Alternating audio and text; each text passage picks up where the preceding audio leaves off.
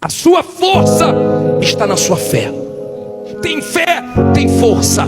Força para lutar, para trabalhar, para fazer frente com os problemas. Tem força, porque crê que esse Deus não vai falhar com você.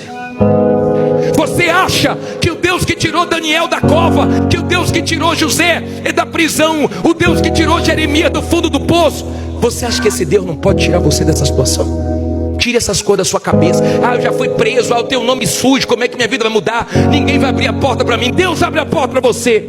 Quem está colocando essas coisas na sua cabeça é o diabo, é o mal, para você voltar para a vida errada. Porque com o nome sujo ou com o nome limpo, Deus vai te honrar, se você se voltar para Ele. Deus é Deus.